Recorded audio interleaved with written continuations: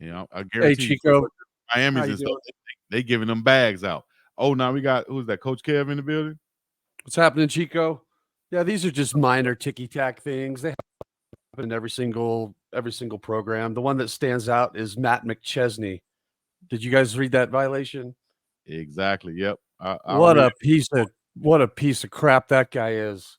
Oh, On they his hold on on. Let his me cast read. every single week, he sits there and brags about how he has on-field access, how he has special access into the locker room. Turns out it was revoked. What a joke that guy is. It was That's revoked. all I have to say. They When was? revoked his the CU revoked his on-field access because of the violation. Oh, all right. So look. So for everybody listening, the violation involving Matt McChesney, the former Colorado defensive and offensive lineman, is, let me read it to you and I'll show it to you. It says former Colorado player Matt McChesney and his son, a 2028 recruit, were present for a pregame locker room speech, and the recruit ran onto the field with the team at its October game against Stanford, violating a ban on game day situations. So I don't think that it is Matt being there or being in a restricted area. I think it's because his son is a potential recruit in the class of 2028 that violates these Right. you know He the, ran out with the team.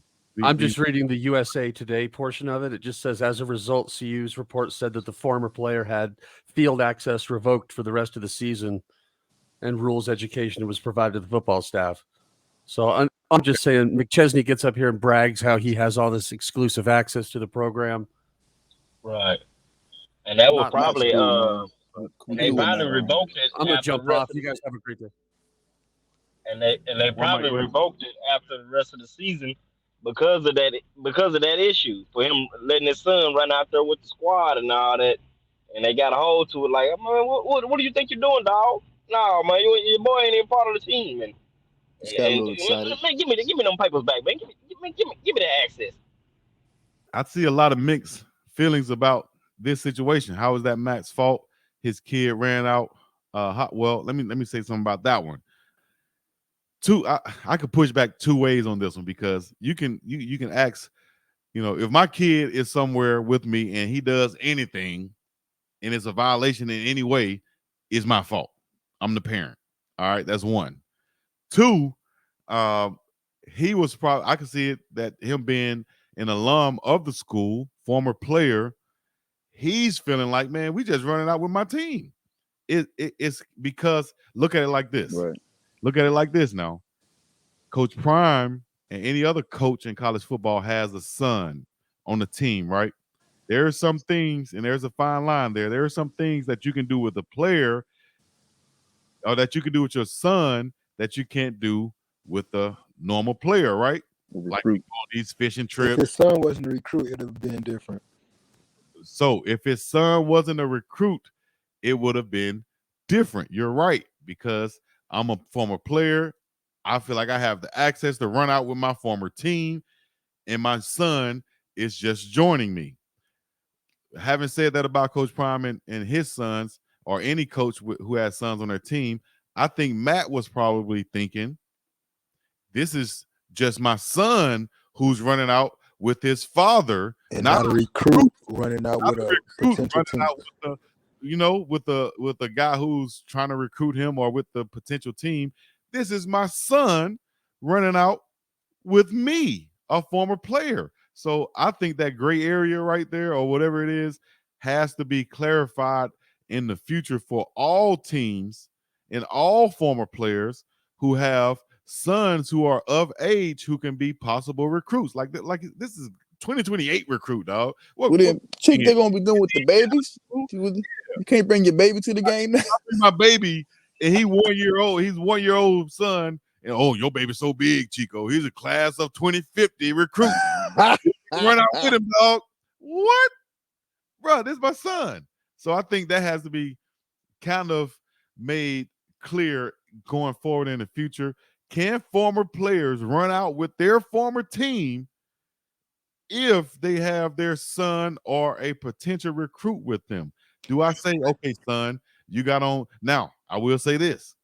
If the kid had on one of those recruiting necklaces, lanyards, now that sets a difference in the whole situation, in my opinion.